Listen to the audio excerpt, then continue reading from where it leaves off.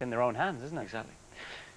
Well, Blyth Spartans from the Conference North play host to Blackburn on Monday, 30 years after they had their greatest adventure in the FA Cup. Well, back in 1978, Blyth were a Northern League team and reached the 4th round of the Cup for the first time in their history. Stoke City, number 32, will play Blyth Spartans. Captain of the side, do you fancy your chances for the 5th round? It can't be too bad. Stoke City, 2nd division. I think as long as they've got good toilet facilities for all the lads before we start, we should be all right. Well, they faced an agonising wait. The tie was postponed twice before it finally took place on a cold Monday evening in February. Terry Johnson gave Spartans the lead, but 2 Stoke goals, including this one from a certain Garth Crooks, put Stoke in the ascendancy.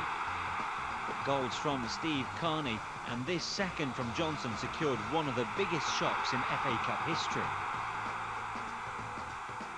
And they almost did it again in the 5th round. They took the lead against a 3rd division Wrexham side at the racecourse ground.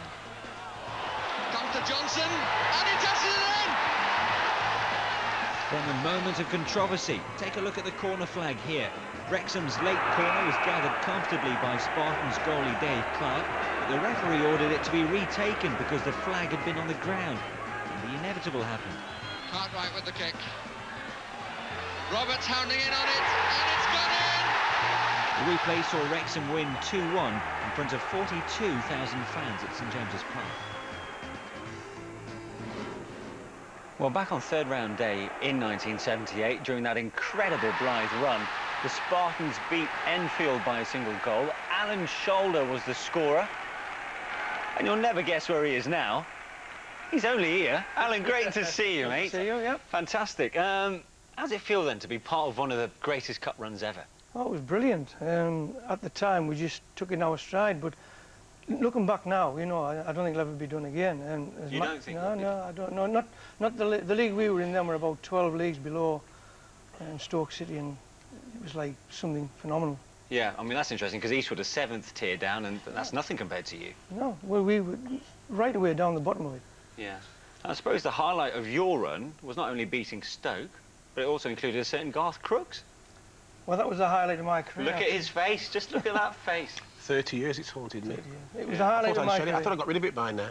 Huh? And he's still here, still actually loving every second of it, yeah. You know, but there you go, that's the magic of the FA Cup. It is the day when the Victoria Ground went into mourning, wasn't it? The old Victoria Ground, well, I think we saw the pictures earlier, the picture was terrible.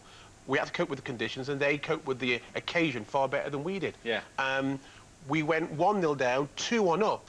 They came back again, beat us 3-2 on the day. It was magnificent. We thought they were finished when they went to Wrexham, but they went on, and you lost to Wrexham, did you, the next round? But you gave them a really hard time. I've not got over the fact of Crooksy launching himself through mid-air there. Diving There's still indentation on the ground, apparently. Alan, what was he like as a player? He was a good player. I mean, we didn't really talk about other teams in the dressing room at Blyth.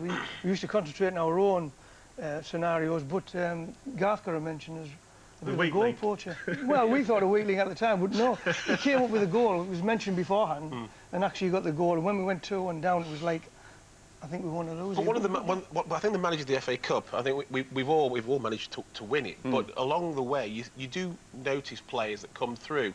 And if you are really good on that stage, you can get a crack at the big time. And we've got all these reality TV programmes all over the place.